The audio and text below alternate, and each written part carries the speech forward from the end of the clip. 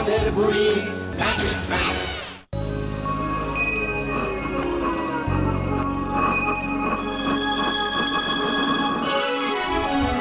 রূপকথারই গল্প শোনো, আসছে চাঁদের বুড়ি।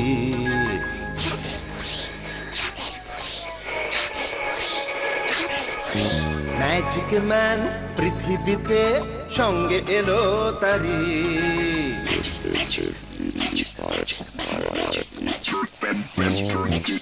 রূপকথারই গল্প শোনো, আসছে চাঁদের বুড়ি।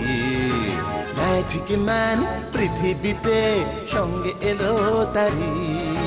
গল্প হবে, ম্যাজিক হবে, হবে মজার খেলা। তোমরা যদি দেখতে চাও চলে এসো এই বেলা। চাঁদের বুড়ি, চাঁদের বুড়ি, ম্যাজিক ম্যান, ম্যাজিক ম্যান।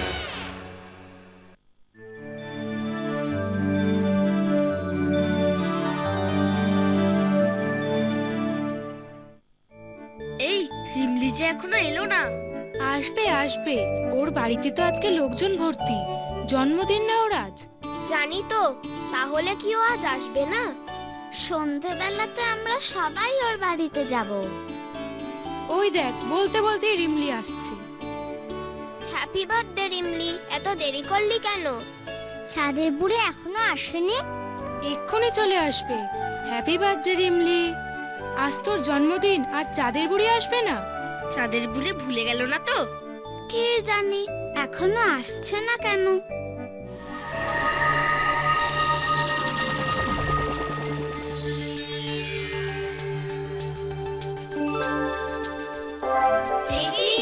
এত বড় কেক! আমি কেক খাবো। খাবি তো? দাঁড়া, হঠাৎ এই কেকটা কিভাবে এলো?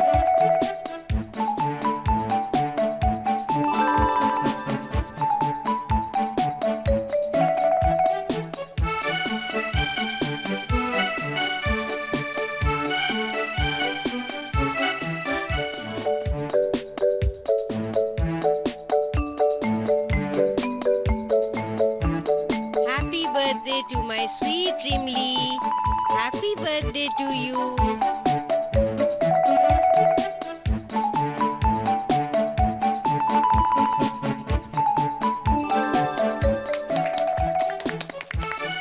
Happy birthday to Rimli.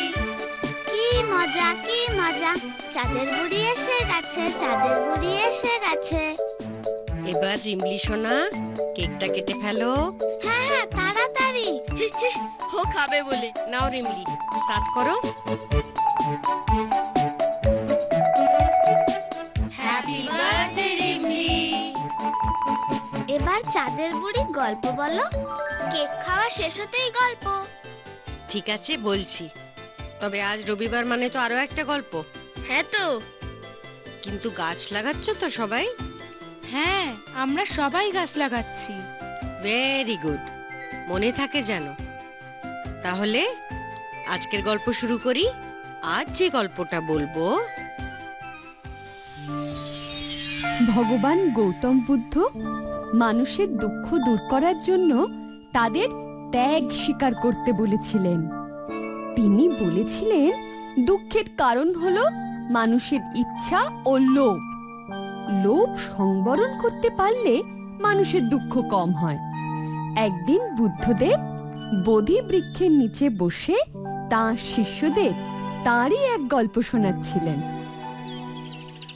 আমি তখন বারাণসীতে এক ব্রাহ্মণ রূপে স্ত্রী, পুত্র আর এক কন্যাকে নিয়ে বসবাস করতাম।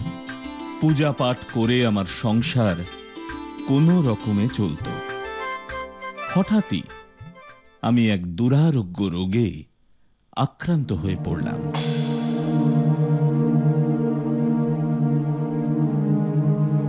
ব্রাহ্মণী, আমার অন্তিম সময় ঘনিয়ে এসেছে। আমি আর বাঁচব না। এরকম কেন বলছেন? আপনি বিশ্রাম করুন, সুস্থ হয়ে উঠবেন। আমি তোমাদের জন্য কিছুই রেখে যেতে পারলাম না। তুমি আমার সন্তানদের খেয়াল রেখো। আপনার কিচ্ছু হবে না, আপনি সুস্থ হয়ে যাবেন। না গো ব্রাহ্মণী, আমার সময় ফুরিয়েছে। তুমি ওদের দেখো, সৎভাবে জীবন যাপন করো। ঈশ্বর তোমাদের মঙ্গল করবেন। কখনো লোভ করো না, লোভ করো না বাচ্চারা। আমি আমি তো তোমাদের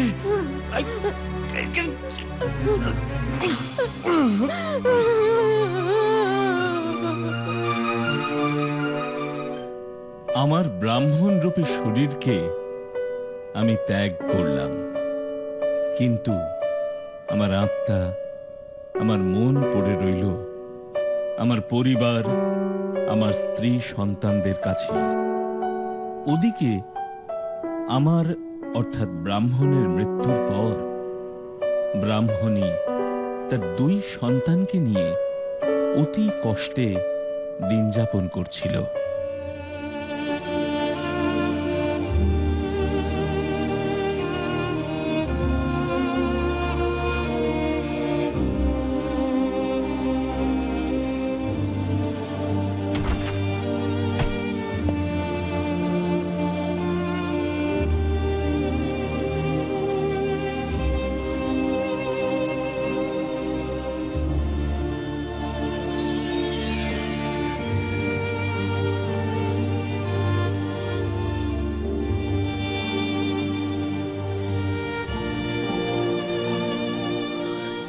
এইটুকু ভাতে কি করে চলবে আমাদের? ঘরে যে আর একদম চাল নেই। মা, আমি আজ আর এর চেয়ে বেশি কিছুই পাইনি কোনো যজমানের থেকে। গরমে বাড়িতে সবজিও ফলছে না, কি করে যে তোদের দুমুঠো খেতে দেব? আমাদের কেন এত দুর্দশা মা? আমরা কি কখনো আর পেট ভরে খেতে পারবো না? চিন্তা করিস না, ঈশ্বর মঙ্গলময়, তিনি নিশ্চয়ই আমাদের দুঃখ দূর করবেন। আয় আয়, আমরা যা আছে সেটুকুই ভাগ করে খাই।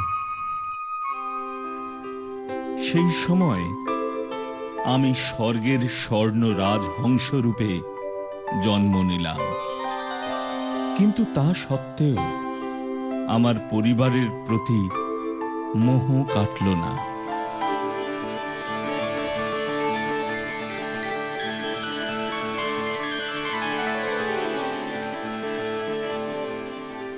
পরিবারের প্রতি আমার ভালোবাসা রয়েই গেল। আমি দেখলাম আমার স্ত্রী সন্তানেরা অত্যন্ত কষ্টে আছে।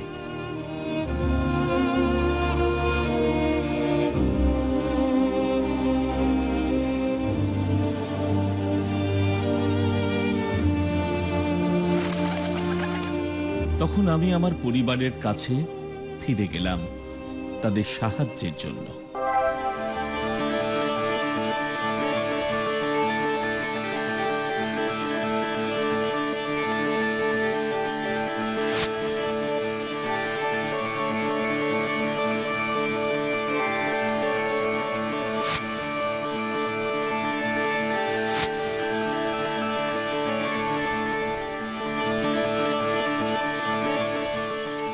আমার বাড়ি, আমার পরিবার, আমি আবার এসেছি তোমাদের কাছে।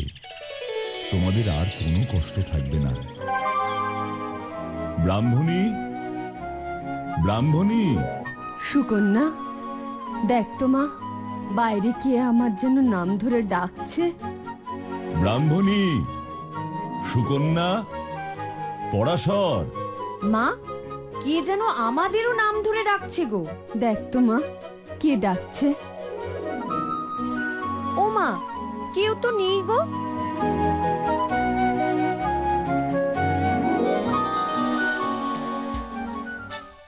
বাহ, রাজহাঁসটা বেশ সুন্দর তো। ও মা, বাইরে এসো, একবার দেখে যাও। কি হয়েছে রে সুকন্যা? বাইরে কে? একটা সোনার রাজহাঁস। মা, দেখে যাও। সোনার রাজহাঁস, কই কই দেখি। ব্রাহ্মণী, আমায় চিনতে পারছো? কে কে কথা বললো? আমি ব্রাহ্মণী, তোমার স্বামী। স্বামী? কোথায় আপনি? তোমার সামনে। এখন আমি রাজহংস রূপ ধারণ করেছি, তাই তুমি আমায় চিনতে পারছো না। রাজহংস? হ্যাঁ, আমি তোমাদের কষ্ট দূর করতে এসেছি। আমি আজ থেকে রোজ তোমাদের জন্য একটা স্বর্ণ পালক রেখে যাব। তোমাদের আর কোনো অভাব থাকবে না। সোনার পালক? এরপর প্রতিদিন রাজহংস ব্রাহ্মণের কাছে এসে একটা করে স্বর্ণ পালক রেখে যেত। তাতে ব্রাহ্মণী আর তার 2 সন্তানের অভাব মিটে গেল।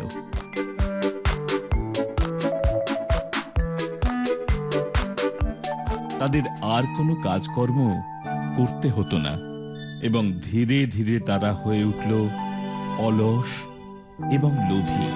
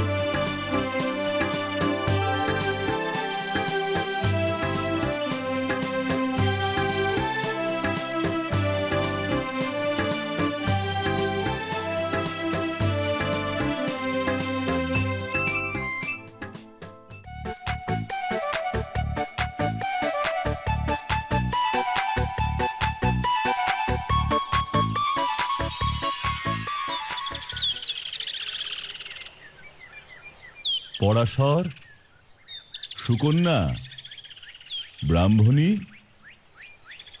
এ কি কেউ সাড়া দিচ্ছে না কেন? ব্রাহ্মণী, কোথায় তুমি? কে? চোর! চোর! ডাকাত! পরাশর, ওঠ বাছা! সুকন্যা, সুকন্যা, সুকন্যা, বাড়িতে ডাকাত পড়েছে! হায় রে, আমার সব সোনা চুরি হয়ে গেল রে! ও কি হয়েছে মা? কোথায় ডাকাতি? সারাদিন শুধু সোনাদানার কথা ভাবলে এমন দুঃস্বপ্ন তো দেখবেই। হ্যাঁ, মানে ওই যে ব্রাহ্মণী, পরাশর, সুকন্যা, তোমরা কোথায়?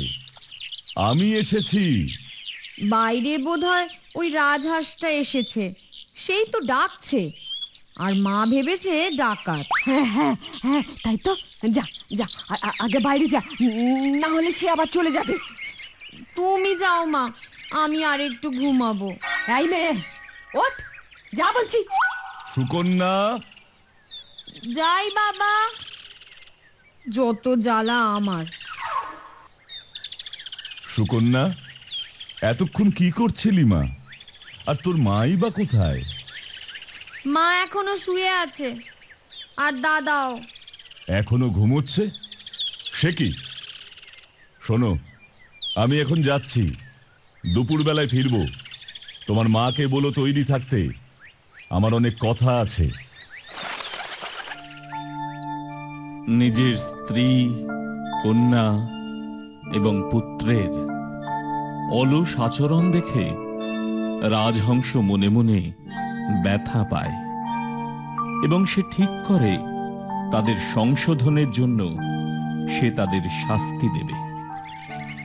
দুপুরে রাজহংস আবার ফিরে এলো। ব্রাহ্মণী, তোমাদের কোনো কষ্ট হচ্ছে না তো? আপনার কৃপায় আমাদের এখন আর কোনো অভাব নেই। হ্যাঁ, আমাকেও এখন আর যজমানের দানের উপর ভরসা করে থাকতে হয় না। সবই আপনার দয়া। বেশ, তাহলে আজ থেকে আমি স্বর্ণপালক দেওয়া বন্ধ করছি। কেন? কারণ কি? কারণ হলো এই যে আমি দেখতে পাচ্ছি তোমরা অলসভাবে জীবনযাপন করছো, কাজকর্ম করা সব ছেড়ে দিয়েছ, যা আমার পছন্দ নয়। অলসভাবে বাঁচার থেকে খারাপ আর কিচ্ছু নেই। ক্ষমা করে দিন, আমাদের ভুল হয়ে গেছে। আমি তোমাদের ছেড়ে যাচ্ছি না, শুধুমাত্র স্বর্ণপালক দেওয়া বন্ধ করছি। যেদিন তোমরা অলসতা ছেড়ে দেবে, কাজকর্ম শুরু করবে, আমি তখন আবার তোমাদের স্বর্ণপালক দেব। রাজহংসের এই কথায় ব্রাহ্মণী ক্রুদ্ধ হয়ে যায় এবং সে ঠিক করে রাজহংসকে বন্দি করে রাখবে আর তার সমস্ত সোনার পালক ছিঁড়ে নেবে। সন্তরা, রাজহাঁসটার মতি গতি ভালো নয়।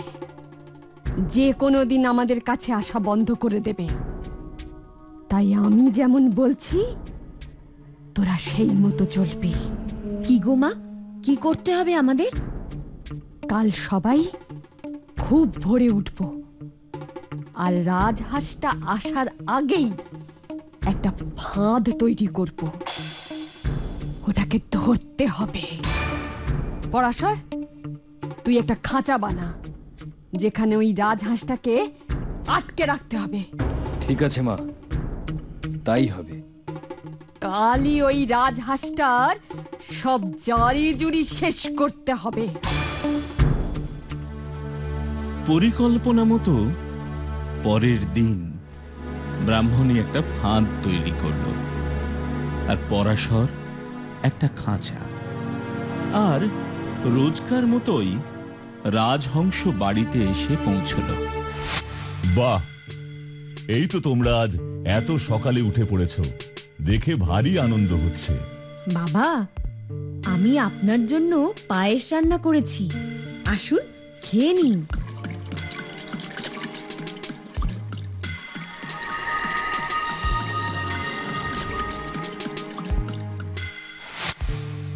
বাহ, অতি উত্তম পায়েস। কি এই ফাঁদটা কিসের? আমাকে এখান থেকে বার করো, এখান থেকে বার করো। না না রাজহাঁস মশাই, তোমায় ছাড়ছি না। এর মানে কি ব্রাহ্মণী? আমায় মুক্ত করো, মুক্ত করো। মুক্ত করে দি আর তুমি আমাদের ছেড়ে পালাও, আর কি তার হচ্ছে না। পরাশর, খাঁচাটা নিয়ে আয়। হ্যাঁ মা। ছেড়ে দাও, ছেড়ে দাও আমাকে ব্রাহ্মণী। পুত্র পরাশর, নিজের পিতার সঙ্গে এমন অন্যায় করো না। ছেড়ে দাও, ছেড়ে দাও, তোমরা ভুল করছো, ছেড়ে দাও আমাকে। ব্রাহ্মণী আর তার সন্তানরা রাজহংসকে খাঁচায় বন্দি করে এবং রাতের বেলা তার সমস্ত স্বর্ণ পালক একটা একটা করে ছিঁড়ে নেয়। ঈশ্বর, ঈশ্বর, এ কি হলো? আমার স্ত্রী, পুত্র, কন্যা আমার সঙ্গে প্রবঞ্চনা করলো, এত লোভ করলো। ওদেরকে এর শাস্তি পেতেই হবে। আমিও আমার শাস্তি পেয়েছি। ঈশ্বর, আমায় ক্ষমা করুন। আমায় অন্তত এইটুকু শক্তি দিন, যাতে আমি এই খাঁচা থেকে বেরোতে পারি। আমায় শক্তি দিন প্রভু, আমায় শক্তি দিন।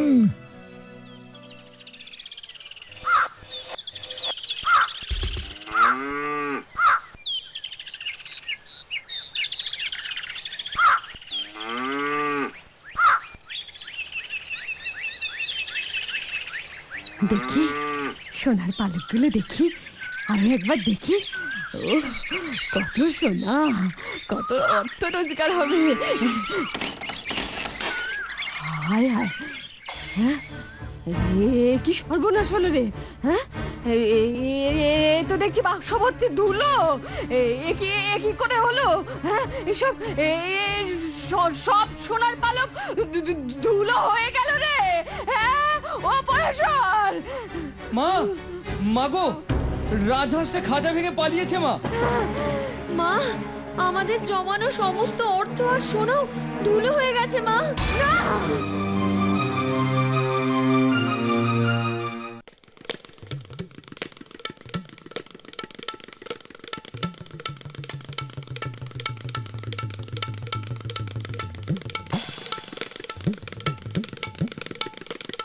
হায় রে, এ আমি কি করলাম ঈশ্বর।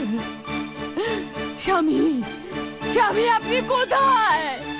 ফিরে আসুন, আমাদের অপরাধ ক্ষমা করুন স্বামী।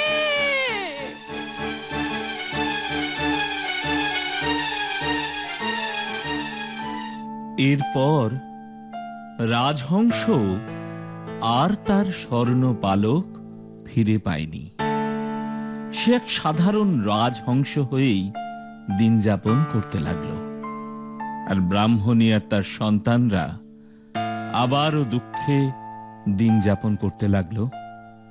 লোভ, মোহ এসব ত্যাগ না করতে পারলে দুঃখ কখনো তোমাদের ত্যাগ করবে না। সৎভাবে জীবনযাপনই শান্তিপূর্ণ জীবনের একমাত্র উপায়।